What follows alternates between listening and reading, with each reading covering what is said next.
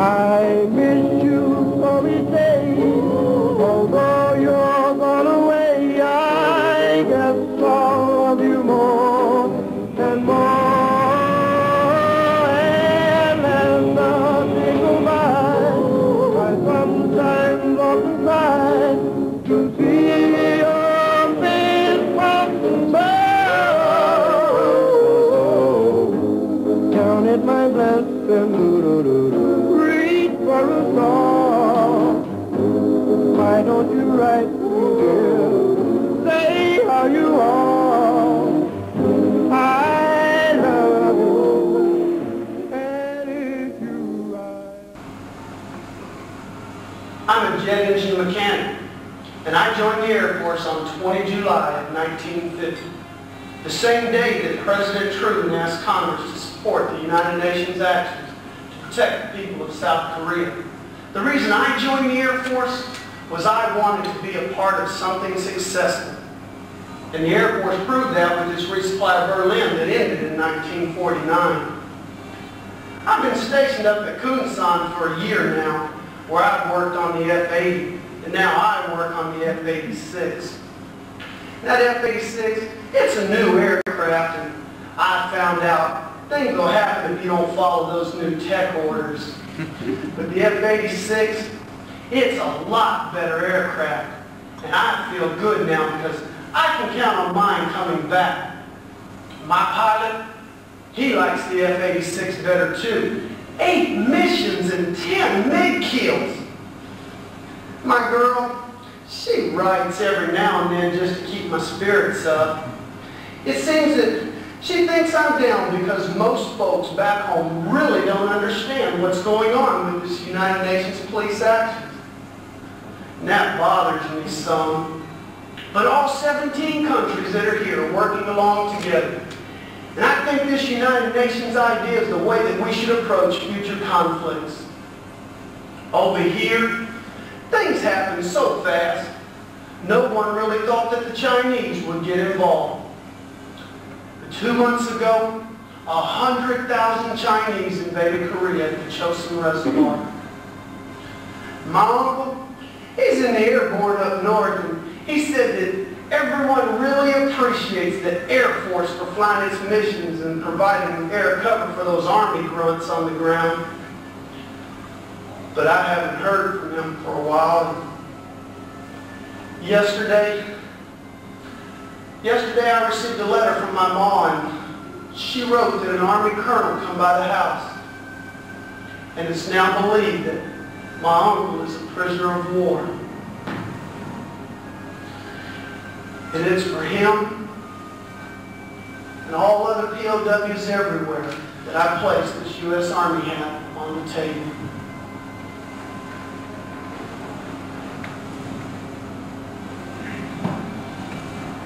During the Korean conflict, 6,807,000 Americans served. 8,177 were listed as missing in action. 7,140 as prisoners of war. 56,000 Americans were killed in action. The people back home didn't understand why we were in Korea. They would understand a lot less the next time.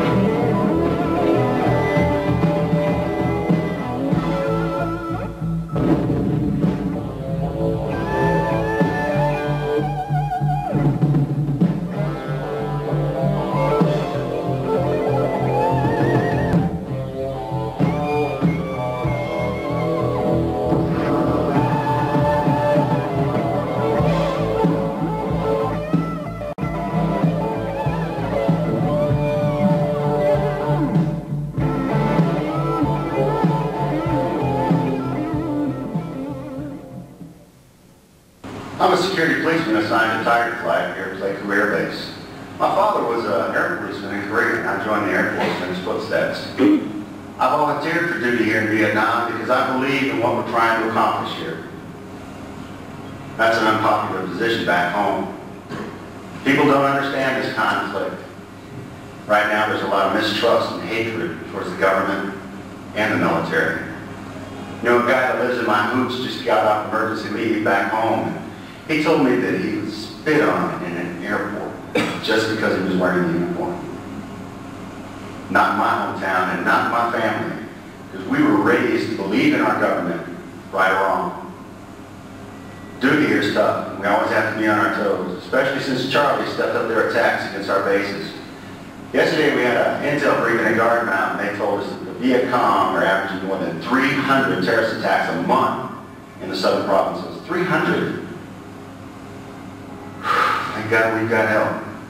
You know, every night the security police and augmentees from all over the base working elbow to elbow to protect the perimeter. And every morning, when that sun comes up, we all thank God we've survived another barrage of rocket and mortar attacks. And I'll tell you, off-duty time is next to nothing. And even if it could get off-duty time, it's too dangerous to go downtown since the Tet Offensive began last month. But we're not the only ones that are working hard.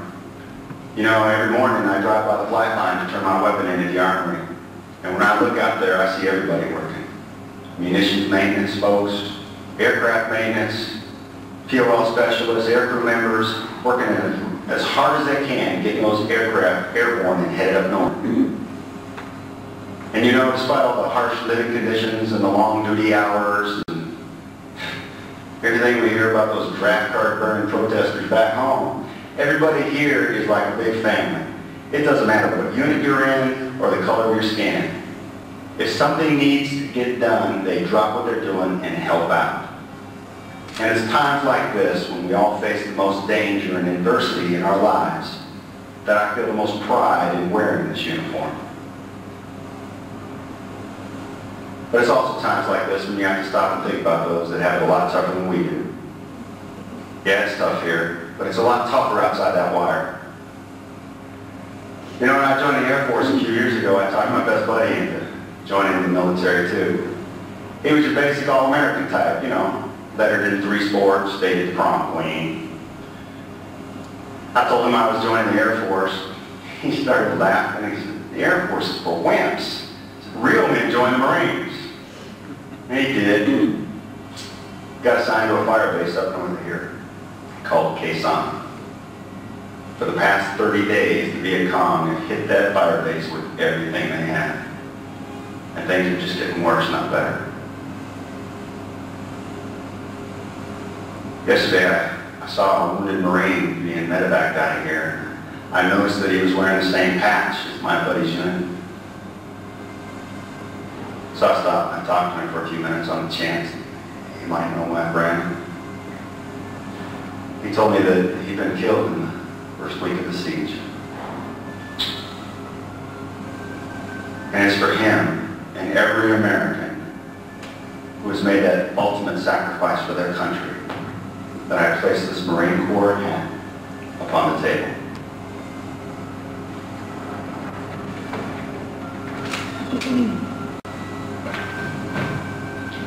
During the Vietnam conflict, 9,834,000 Americans served. 2,458 were listed as missing in action. 766 as prisoners of war. And 58,000 Americans were killed in action. America would never again commit its fighting forces without a very good reason. And that reason came in August of 1990.